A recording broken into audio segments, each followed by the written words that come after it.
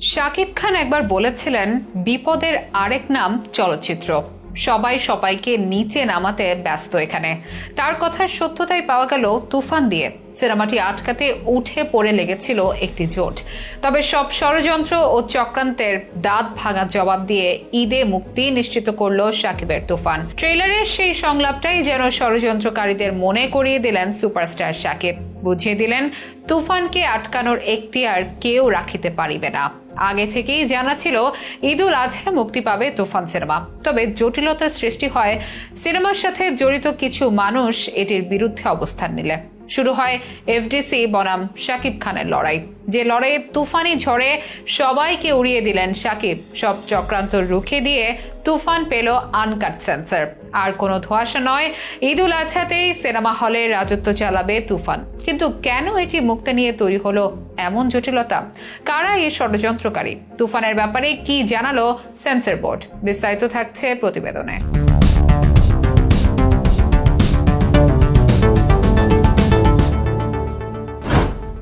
ধেয়ে আসছে তুফান। তবে এই তুফান কোনো প্রাকৃতিক দুর্যোগ নয়, সুপারস্টার শাকিব খানের নতুন সিনেমা। যে তুফান আছড়ে পড়বে দেশের নানা সিনেমা হলে, আঘাত হানবে ঠিক কোরবানির ঈদের দিনে।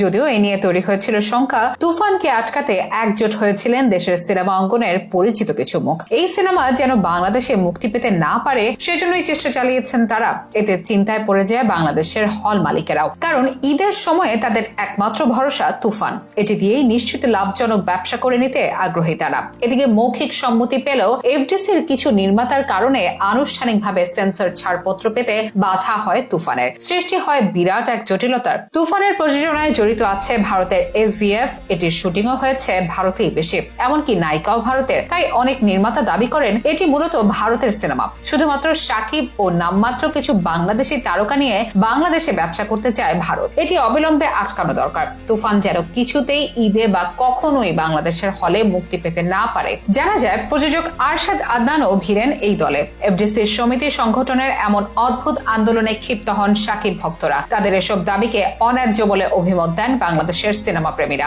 এই ঘটনা সবাইকে মনে করিয়ে দেয় শাকিবের পুরাতন এক কথা। 2018 সালে শাহিনশাহ ছবির বহরতে শাকিব বলেছিলেন, বিপদের আরেক নাম চলচ্চিত্র। আমি একটি সিনেমা বানাতে যাচ্ছি, তার মানে আমি বিপদে পড়তে যাচ্ছি। কষ্ট করে সিনেমা শুটিং শেষ করার পর যখন সেন্সরে যাবে, তখন পদে পদে স্টেপে স্টেপে ধরা হবে সিনেমাটিকে আটকানোর জন্য। যদিও তুফানকে আটকানোর সব চেষ্টাই ব্যর্থ হয়েছে।